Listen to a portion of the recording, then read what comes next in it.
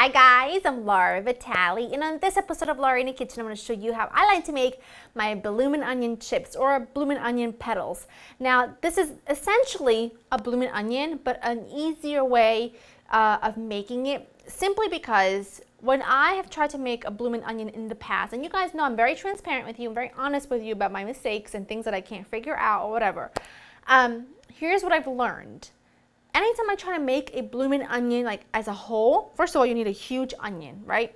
When I add it to my pot or my little fryer that I use, I always have oil that spills over. So it ends up being a disaster, it ends up being a mess, and it makes me not want to make it even though I love the recipe. So I figured I might as well just pull the onion leaves or the petals apart and just fry them individually. That way they're much easier to eat, they're much easier to make, and no one has any issues about the oil, all that jazz. So I hope that makes some kind of sense, but let me run you through the list of ingredients because it's not very big. You need some milk, you also need some flour, you need some eggs, and what I have here is some ground cumin, seasoned salt, a little Italian seasoning, and some paprika, and I've got some onion. Let me tell you what I did with the onion because it's important. I already did it to half of an onion. I want to show you how to do the rest, the other half. So you have a Vidalia onion, right? I cut the top off, slice it in half lengthwise, and then I get rid of this first layer because it's never really my favorite. It's kind of rubbery and just not pleasant for me.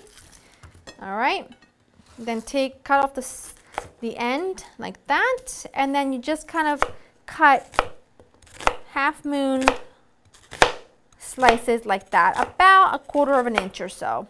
Don't get a ruler out. You just don't want them to be too thick or too thin. And then you just take your onion leaves here, whatever you want to call them, your layers, and you just pull them apart, just like that. Well, now what I have in my big pan here is I have some vegetable oil coming to temperature around 350 degrees.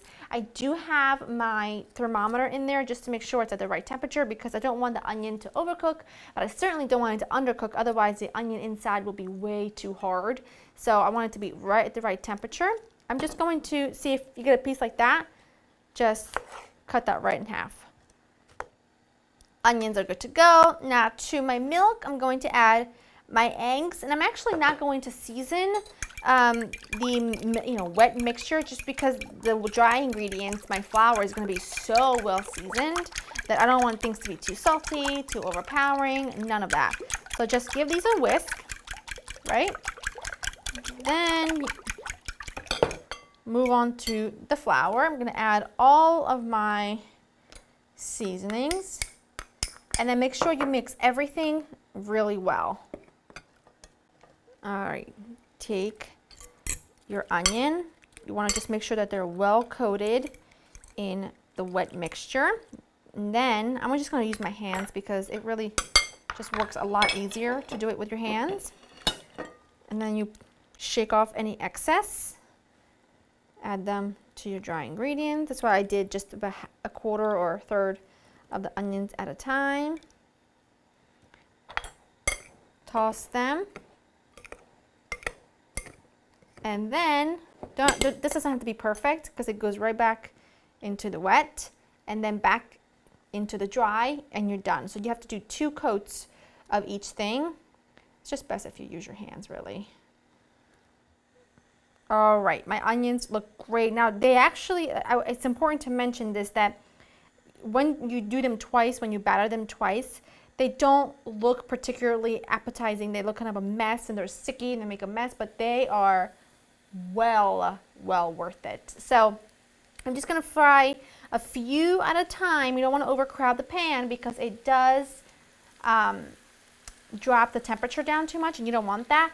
Once they're done, I'm going to place them on a paper towel lined plate, and then we'll make a sauce because you have to have a dipping sauce for these, otherwise what is the point? And then I'll show you what they look like when they're completely ready to go. The last are done, and they are perfection. Okay, I'm just saying, they're pretty amazing if I do say so myself. So crispy, so gorgeously golden brown. You know, the funny thing is they look so ugly before you put them in because the batter and everything gets all gloppy and gunky. But look at these. You know these are going to be delicious. You know they're going to be just crispy and marvelous, and the little bits of onions that have caramelized in there. Now to make the sauce, you need a few ingredients, but they're all the right ones. You need mayo, ketchup, prepared horseradish, a little bit of paprika, and a little bit of oregano. That's all you need. So you mix it all together. Okay, if I can get it all out of here. Get that all mixed in. Make sure that you don't add too much of the horseradish, because horseradish is no joke. Horseradish will come back to haunt you. So give that a really good stir. Since I plan on sharing these with friends, I don't want to double dip, so I'm just going to take a little bit of this, put it in this little container just for myself, because I am worth that.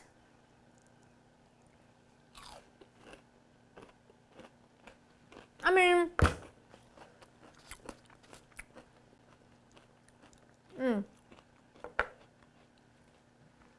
woo! That is a moneymaker. You know, everybody has lemonade stands around this time of year. Make a stand with Bloomin' Onion chips and get all the bucks. And get all the cash money. Seriously though, beyond delicious. So good. Perfect in every way. Crispy. As you can tell, the onion is not raw at all. It's just awesome. The sauce, by the way, will be good on my left shoelace. The right one, maybe not so much. But my left shoelace, it'll be delicious. It's just really good. It's a fun dish to serve to friends, and you never have to leave the scene of the crime. You can just enjoy it right here. That can never happen. Go to laurainthekitchen.com to get the written recipe. I hope you enjoy spending time with me, and I will see you very soon. Bye. I mean, come on.